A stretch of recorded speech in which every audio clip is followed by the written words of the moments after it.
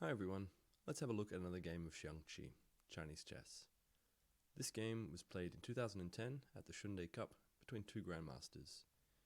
We have Shu Tianhong playing with the red pieces at the bottom, and Yu Hao playing with the black. And so let's have a look.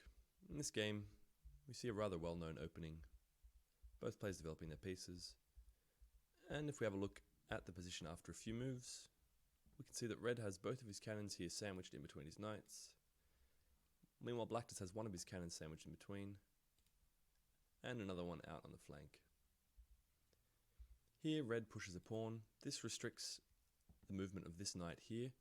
Black can no longer advance this pawn without being taken, and this knight isn't able to jump over this pawn. Here, black returns the favour, restricting this knight. And now red moves out with the first aggressive move of the game. This places an attack onto black's currently undefended pawn. But in this position, black isn't actually worried and continues with development, moving out his advisor. Black isn't worried, and if we have a look why, if red were to take this pawn, after doing so, black can simply bring out his own knight with a fork on these two pawns. He'll regain the material, and in this position, red's knight is considered a little bit out of place, especially for this part of the early game. And in fact, the computer from here recommends trading the knight off, advancing this pawn, and then after black brings forward his rook to protect the advancement of either of these two pawns, the computer considers black's position to be a little bit better here. He's got a bit more pressure on red's position than red does. So if we go back, black here moves out his advisor, ignoring that threat, and red chooses not to take, instead advancing his rook. Here now, black offers a trade of rooks. The rook is the most powerful piece in Chinese chess, and trading them off places more emphasis then on the minor pieces on the board, and in this situation, red accepts the trade. After the trade, red can take this pawn, but chooses instead to apply extra pressure. So now when he takes it, his piece will be defended. Here black advances his rook, bringing it into a much more aggressive position, cutting off the progress of this pawn. This knight can't actually take this rook, as it would need to jump over the pawn, which it can't do. And here red just takes the pawn. Black meanwhile centralizes an elephant, and red offers a trade of rooks this time. This rook is black's most dangerous piece, and so getting it off the board isn't such a bad idea. It does, however, come with the cost, leaving this pawn hanging, which this cannon will be able to take. So black accepts the trade, and then takes the pawn back from red. And red centralizes his elephant. Black currently has an attack here on this undefended pawn, but taking it would actually be a bad idea. And let's just have a look why. If black takes, red can retreat this knight here. This comes with a discovered attack onto this knight, as well as an attack on this pawn. And after black moves away, red can simply capture, and the computer favors red's position here. If, however, black tries to hold on to the pawn by blocking the knight's attack, this knight can no longer jump over to take the pawn. Red now has a crushing move, which forces black to lose a piece. Bringing the knight here, he now attacks this elephant, which is currently quite well defended, and attacks this undefended cannon here. However, black doesn't have time to move the cannon away. If, for example, black tries to retreat the cannon, red can simply take the elephant. It doesn't matter which way black recaptures, he's getting checkmated. Let's say he takes with the knight. Red can now make this move here, and this is checkmate. King can only move side to sides and backwards and forwards, so it can't move to this square, as that's also covered by the cannon. If we come back to this position here, after black retreats the cannon, red takes the elephant.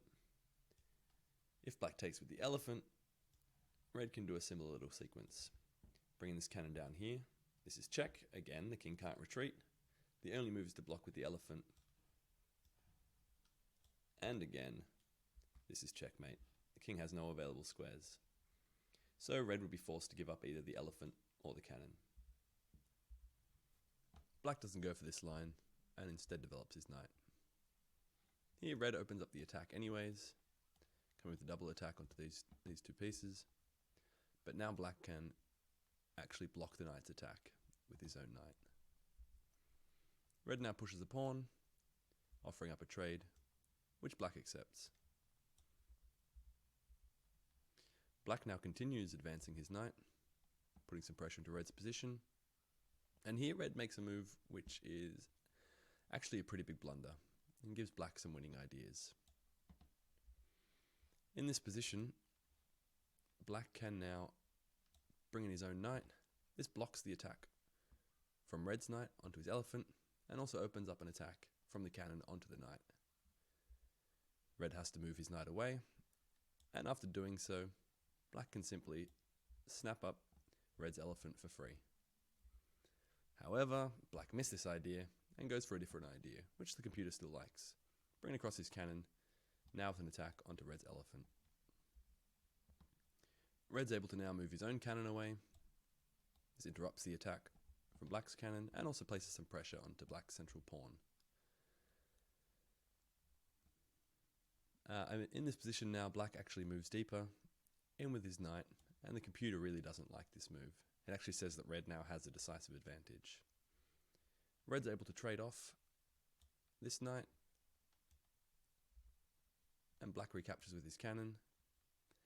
And it's from this position where red has a winning idea, which again in the game unfortunately he missed. From here, red can advance his cannon.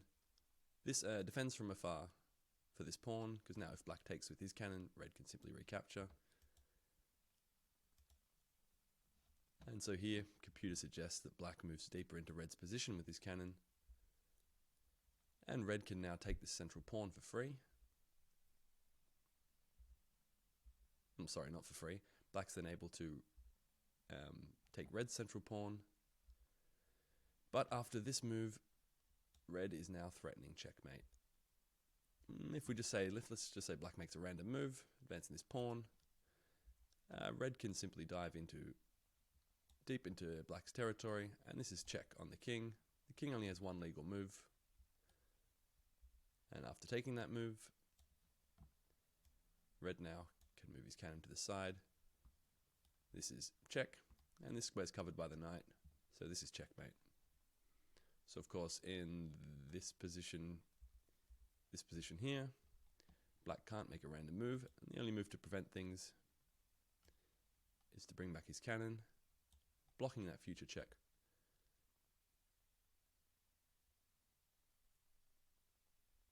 And now red's able to advance his pawn, which black currently can't take, as that would open up a discovered attack on the king.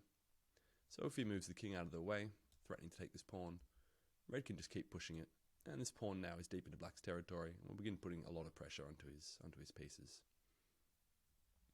However, in the game, red missed this idea, and instead took black's central pawn. However, this move will prove to be a little bit too hasty, as it allows black to take red's central pawn, and this throws away his advantage, and now the computer really likes black in this position. Red now tries going in for the kill, but this will just prove far too late. It's going for that same checkmating idea we saw earlier, but now black can simply move across his cannon, and this is check. Here red can't move his king, and instead has to block, which he does with his elephant, attempting to defend his other elephant. But after black takes red's elephant, putting red in check once again, it's in this position that red resigned. And we're going to have a look at why. Red has two options here. If he takes black's knight, this interrupts the check from the cannon. Black can now bring across his other cannon, and this is a nice double cannon checkmate. The alternative is for red to block with one of his advisors, but here black just takes red's other knight, and black's up a full knight and a full elephant, and would go on to win from this position. So that's the game. I hope you enjoyed it. It's quick and aggressive, both players blundering away some advantages, and also missing some winning ideas. If you want some extra info about Chinese chess, or to see some other games, you can find more information below. Thanks for watching.